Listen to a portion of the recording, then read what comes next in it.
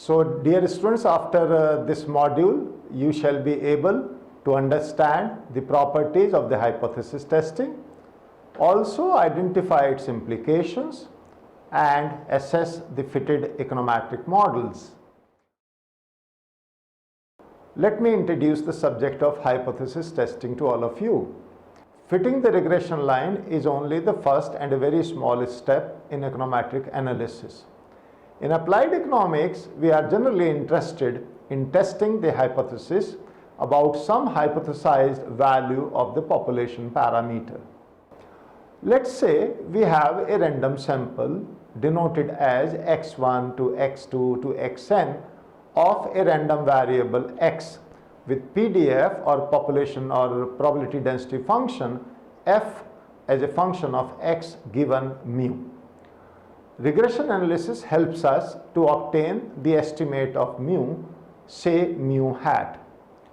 Hypothesis testing implies deciding whether mu hat is compatible with some hypothesized value mu 0. To set up a hypothesis test, we formally state the hypothesis as a null hypothesis H0 as mu equal to mu 0 against an alternative hypothesis H1 which is denoted as mu not equal to mu 0, where H1, as I said, is called the null hypothesis and H1 is known as the alternate hypothesis. The question now is, what does this hypothesis mean and what does it imply? Let's understand this. So let's start with the random variable x, that is x distributed normally with mean mu and variance sigma square. Now suppose we define our null hypothesis to be, as we defined earlier, hypothesis H0 is equal to mu equal to mu 0 and mu not equal to mu 0 as the alternate hypothesis. So how do we proceed in such a situation?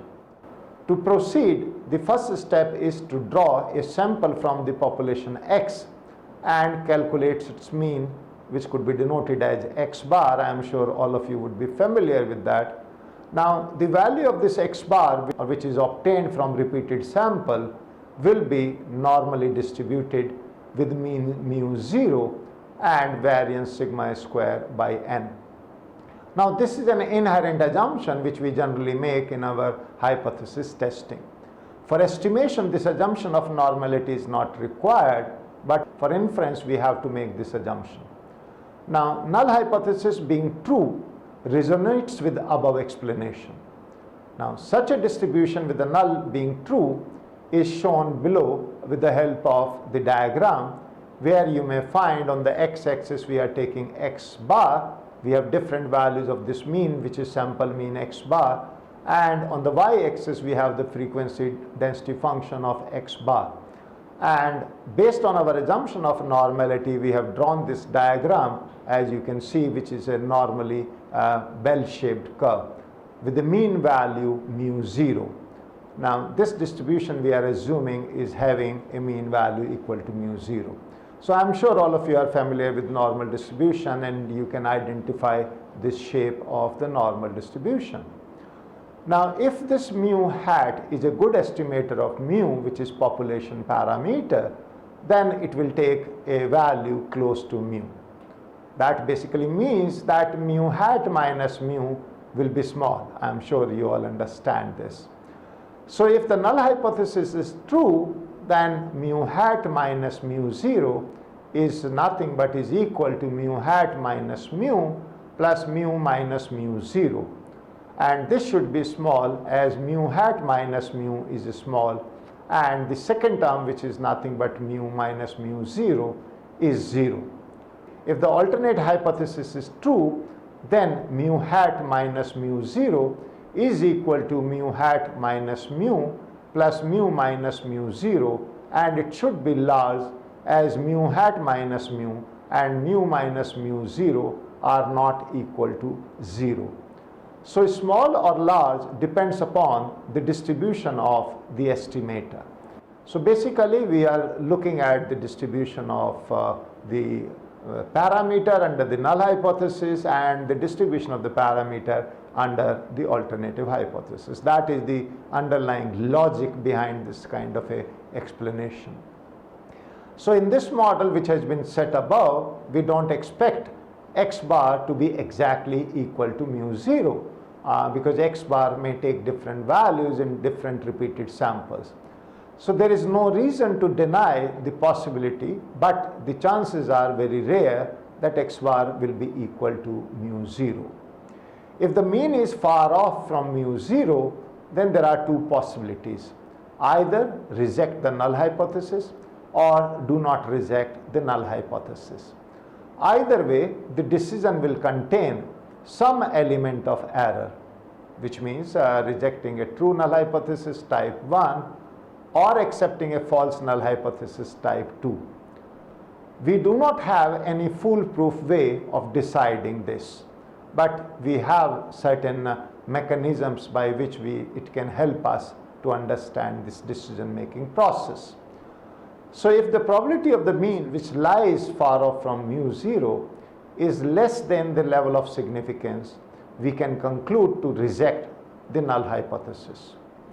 For example, if the probability is less than 5%, that is, it lies in the upper and lower 2.5% tails, as can be shown in this figure, then you will find the probability of the mean being 1.96 standard deviations away is just 5%. And you can see this with the help of our diagrams which we are showing here in our figure 2, where we are showing you the decision rules, and we have different distributions of x bar. We have the rejection region on the left hand side, we have the acceptance region in the middle, and again we have the rejection region on the right hand side. So we have the upper tail, we have the lower tail, and these two tail areas separately are equal to 2.5%. Combined together it is 5%. And these tails are basically in a way obtained or bifurcated from mu minus 1.96 standard deviation and mu 0 plus 1.96 standard deviation. So, and the source of these diagrams basically is from Dorothy, but I'm sure you all understand the implications of this. So let me say that the figure suggests that the null would be rejected if x bar lies in the shaded area. That means if x bar is greater than mu 0 plus 1.96 standard deviation x bar, or x bar is less than mu 0 minus 1.96 standard deviation of x bar, which basically means the same thing as I said earlier, where if x bar either lies in the upper region or it lies in the lower region of or the areas of rejections in both the upper tail and the lower tail, then we reject the null hypothesis. We can make a simple rearrangement of this expression, and it would lead us to x bar minus mu 0 upon a standard deviation of x bar greater than 1.96, or x bar minus mu 0 upon a standard deviation of x bar less than minus 1.96. Admittedly, we can term the left hand side as z statistics. Therefore, we reject the null hypothesis when modulus z is greater than 1.96.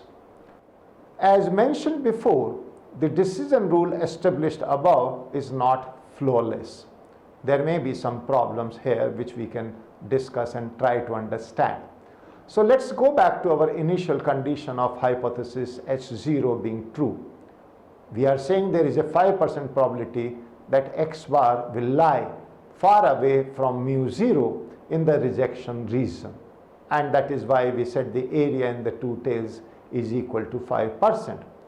It also means therefore that there is a 5% probability of type 1 error, which is probability of rejecting a true null hypothesis and is equal to 5%.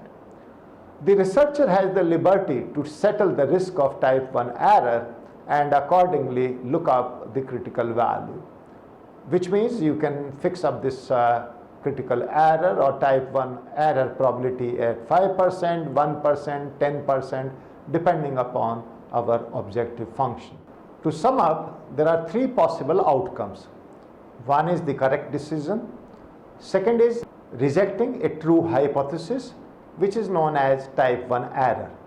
And the third is do not rejecting a false hypothesis, which I am sure all of you know, we have defined it as type 2 error. Now, to be able to perform the test, we need an additional knowledge of the sampling distributions of the estimators. It will be impossible to perform hypothesis testing without this knowledge, prerequisite of which is the assumption that the error term is normally distributed. So given the following model as yi is equal to alpha plus beta xi plus mu I, it simply means that ui follows normal distribution with mean 0 and variance sigma square. That is normally distributed with 0 and sigma square. The principal reason behind this assumption lies in the central limit theorem, also known as CLT, and we can define this CLT later on.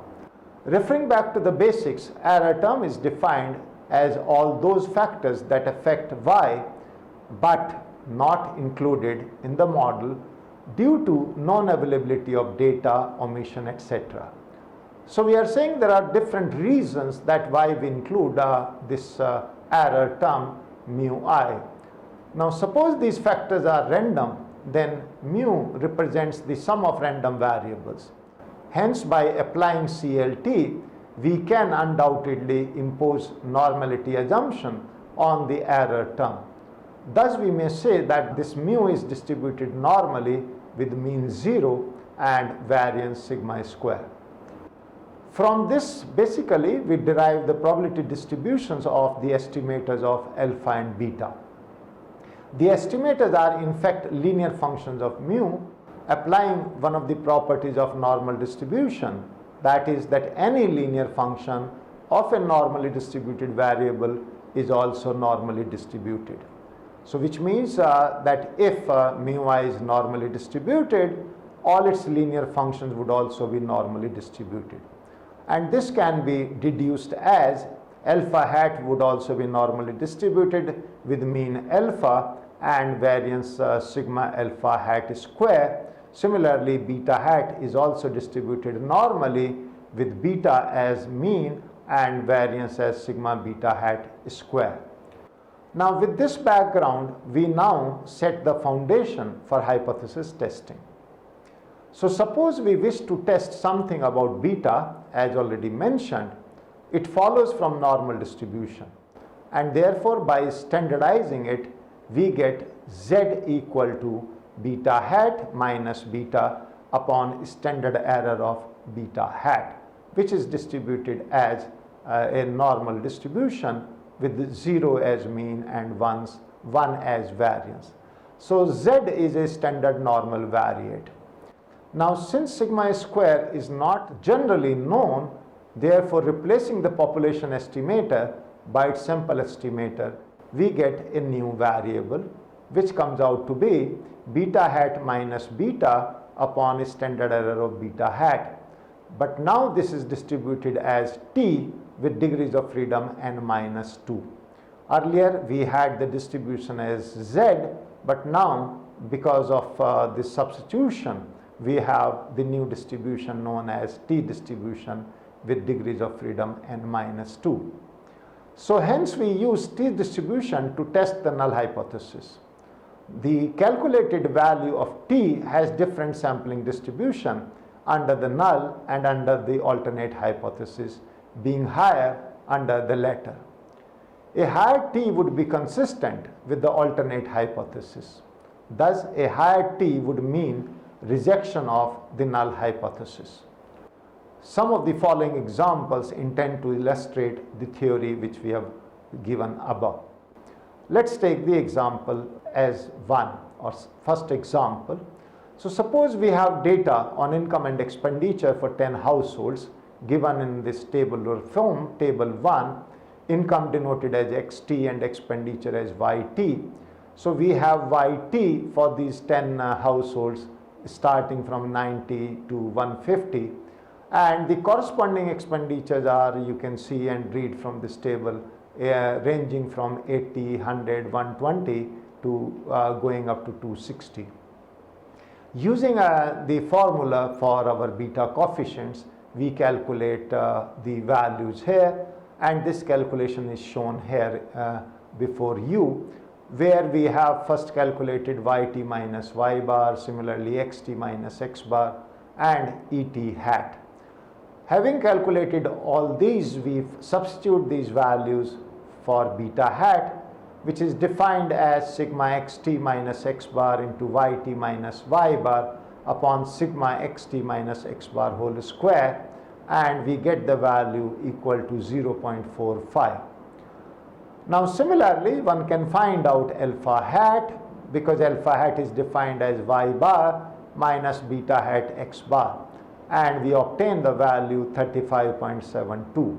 So sigma hat square is equal to sigma et hat square upon n minus 2, and this is equal to 98.98 on substitution of the values of et hat, and sigma et hat you can calculate from the last column of this table by adding all these values. Now variance of beta hat therefore comes out to be equal to sigma hat square upon sigma xt minus x bar square. On substitution of these values of 98.98 and of sigma xt minus x bar square, we get this value of variance of beta hat equal to 0.0030. So all these are simple calculations which you can do either manually or maybe by use of your calculators, simple calculators. By running through the necessary calculations, the next is to test if income and expenditure are related, and therefore our null hypothesis is mainly that hypothesis S0 is beta equal to 0. So we want to test whether income and expenditure are related or not related. Beta is equal to 0, then there will be no estimated relationship between income and expenditure. Our alternative hypothesis is beta is not equal to 0, and let me in a passing say that this is a two-tailed test. So we have the test statistics T, which we have seen earlier is nothing but beta hat minus beta upon a standard error of beta hat. From the calculations we can substitute the value of beta hat and of a standard error of beta hat, and beta is equal to 0. So what we obtain is 8.30. If the level of significance is 5%, then next step is to look out for the critical value at that level from T table. That is, we must try to find out what is the T critical value for 8 degrees of freedom. 8 is n minus 2, n for in our example is 10, therefore n minus 2 is equal to 8. Now these critical values from the table are equal to 2.306. So we can compare these critical values with the calculated value. What we find is that the absolute value of T exceeds the critical value, which implies that we can reject the null hypothesis, that is beta is significantly different from 0. In this case, the test is statistically significant. Hence, we can reject the null hypothesis. It simply means that the probability of the difference between beta hat and 0 is due to mere chance and is less than the level of significance, and thus can easily reject the null hypothesis. On the contrary, if the test is statistically insignificant, it implies that the probability of the difference between the estimator and the hypothesized value is more than the level of significance. Thus, we cannot reject the null hypothesis, which is also mentioned by Gujarati and Potter in their textbook of 2010. Let's take another example, where in this second example, we have the hourly earnings as a function of years of schooling. From this example, we have calculated the ANOVA table, which gives us the regression of earnings. It gives us the source of variation, sum of the squares of variations, SS, degrees of freedom, and mean sum of the squares, MS. So you have so many, in a way, output here, which gives you different informations, including number of observations, the F statistics, the probability of this F statistics, R squared, adjusted R square, and root mean square error, or root MSC. Now, if you look at the lower half of the table, we have the variables, we have the earnings, and these earnings are a function of S and constant. We have the coefficient values, standard errors, t values, p values which are greater than modulus t, and we also have the 95% confidence interval. I'm sure many of you would be aware with some of these terms which we are using in this output. So in a similar manner, let us test if the level of schooling affects earning from this example. And again, our null hypothesis is same, which is as hypothesis is equal to beta equal to 0. And again, we are saying the alternative hypothesis is beta is not equal to 0. So consistently, we are making the same kind of hypothesis so that we understand the basic testing of hypothesis under regression analysis. The intention is to reject the null hypothesis, as only then a relation between earnings and schooling can be established. So if we reject the null hypothesis, we would conclude that there is an underlying relationship between earnings and schooling. Otherwise, it will be difficult to substantiate this kind of a relationship. Now, t statistics can easily be again calculated by looking at the regression output, and we get the t value which is equal to 2.45 upon 0.23. So 2.45 you can see is the value of the coefficient in the first cell, and you can also see the standard error is given to be 0.2318, and using these values we get the calculated t value equal to 10.65.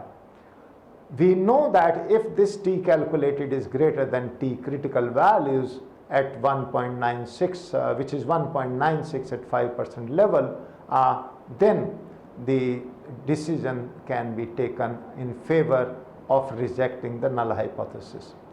So the result which we obtain from this value of 10.65 decides in favor of rejecting the null hypothesis, and concluding that earnings are significantly affected by the level of schooling. The column next to t stats in the regression output above is also a useful mechanism to test the significance of the coefficients. This p value, or the probability value, is the exact probability of committing a type 1 error under the null hypothesis. The level of significance is the largest probability of making a type 1 error. So whereas p value is the smallest probability given t statistics. So if this p value happens to be smaller than the level of significance, because the probability of making the type 1 error is very small, we can safely reject the null hypothesis under that situation. This method has an edge over an earlier method, as it allows us to know the exact probability of making the type 1 error, and we need not go to the critical values and go to the t tables to find out these critical values. So in our example, the p value for schooling coefficient is 0. That is, the exact probability of making a type 1 error here is 0, and thus the coefficient will be significant at all levels. So this p rule is a very useful tool to test a hypothesis. Let us look at another example, example 3. Suppose in our example 1, we want to test whether marginal propensity to consume is equal to 1. I'm sure you all know what is marginal propensity to consume. It is basically the change in consumption as a result of change in income. So accordingly, our hypothesis would be set as null hypothesis is beta equal to 0, and our alternative hypothesis in this case would be that beta is less than 1. So what will be the T statistics? The T statistics in this case is defined to be equal to beta hat minus 1 upon under root of variance of beta hat, because we have standard error. Now substituting from our calculations, our numerator is 0.455 and the denominator is under root of 0.0030, and this on simplification comes out to be minus 9.96, and the critical value for 8 degrees of freedom is minus 1.860. So what do you think you would be concluding?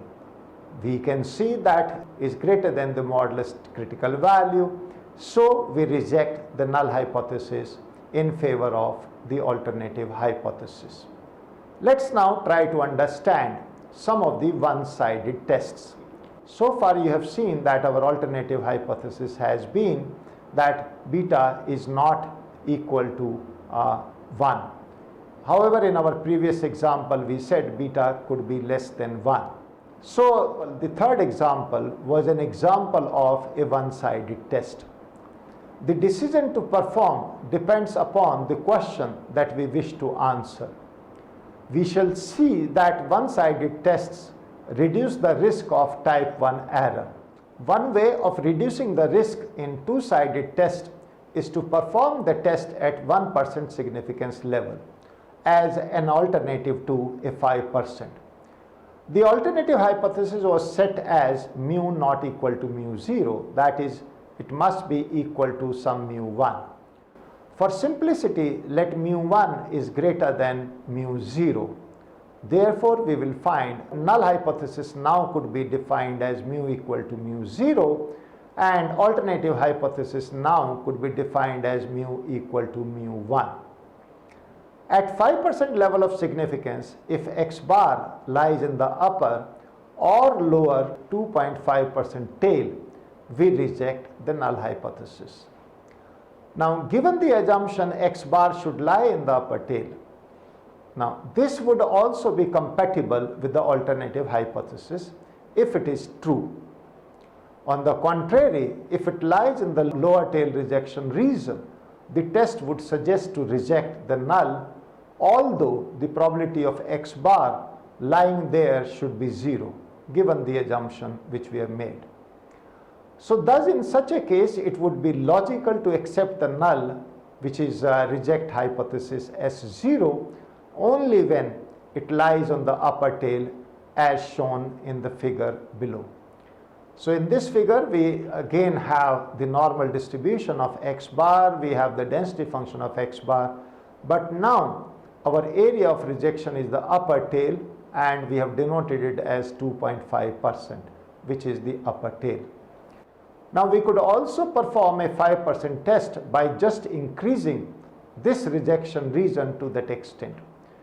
Note that alternate could have another possibility where mu is greater than mu 0 or mu is less than mu 0. These are clearly one-sided tests, and it would be appropriate to consider the right and the left rejection region respectively for any conclusion. Thence, the principal reason for applying one-sided test should solely depend on the relevant question, theory and economic sense, and which is an example in our third case. The procedure for a two-sided test is as follows. We are saying for a two-sided test, your first step is set the hypothesis, the null hypothesis as 0 equal to mu equal to mu 0, and an alternative hypothesis as mu not equal to mu 0. Then calculate the test statistics t, which is distributed as t n minus 2. The third step is, given the level of significance alpha, find the critical value under alpha by 2 and across the degree of freedom. Call it t star. The fourth step is that if t, which is the t calculated, is greater than t star, reject the null hypothesis. This implies that mu is significantly different from mu 0. And the last step is the null would also be rejected if the probability p value is less than this alpha, the level of significance. Similarly, let me share with you the procedure for one-sided test, and is as follows. Many of these steps are similar. The first step is the set the hypothesis H0 or H0 mu equal to mu 0, but now the alternative hypothesis H1 is mu greater than mu 0. The second step is the same, which is calculate the test statistics t distributed as t n minus 2. The third step again is the same, that given the level of significance alpha, find the critical value under alpha and across the degree of freedom and call it t star. So the third step is similar to the third step earlier. Similarly, the fourth step is also similar. If t calculated is greater than t star t tabulated, reject the null hypothesis in favor of the alternative and conclude that mu is significantly greater than mu 0. And the last step is also same, that if the above alternative was set as H1 where mu is less than mu 0, then we would reject the null hypothesis if t is less than minus t star. So let's conclude this module by looking at an example using both two-sided and one-sided tests. This is our example 4. In this given model with total number of observations as 20, we define p hat equal to 2 plus 0.90 W. The standard error for alpha is 0.10 and beta is equal to 0.05. Suppose we want to see if the price inflation and wage inflation rate is the same at 1. Thus, we set the hypothesis as S0 equal to beta equal to 1 and H1 is beta is not equal to 1. This clearly is a two-sided test. Now calculating t statistics as t equal to 0.90 minus 1 upon 0.05, this comes out to be minus 2. The critical value at 5% level of significance with 18 degrees of freedom, which is Tc, is equal to 2.1. Therefore, you find that modulus T is less than Tc. Now, according to the rule, we do not reject the null hypothesis in this case.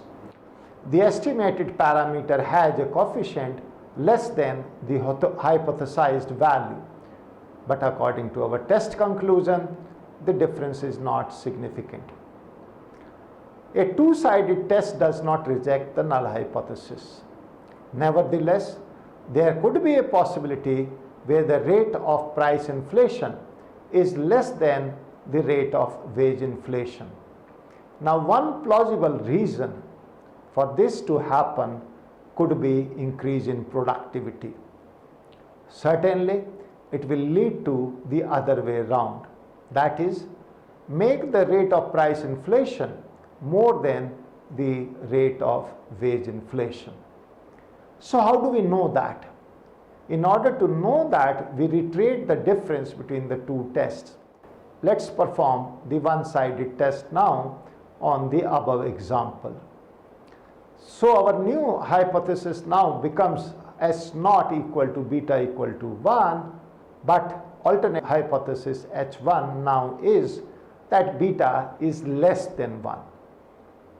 Now, with no other changes in the estimated model, t statistic remains at -2. But the critical value at 5% level of significance with 18 degrees of freedom now becomes Tc equal to 1.73. As you can see now that modulus T is greater than Tc, we can therefore reject the null hypothesis and conclude that coefficient of wage inflation is less than 1. That is, the rate of price inflation is less than the rate of wage inflation. Therefore, the above result can influence us to say that one-sided test has an edge over two-sided test. However, one should refrain from making such statements, as even though the possibility of beta greater than 1 can be excluded, the possibility of beta equal to 1 cannot be excluded unless we test for it. The statistical significance of a parameter depends fully on this t statistic, and the economic significance depends entirely on the magnitude of the regression coefficient and its sign.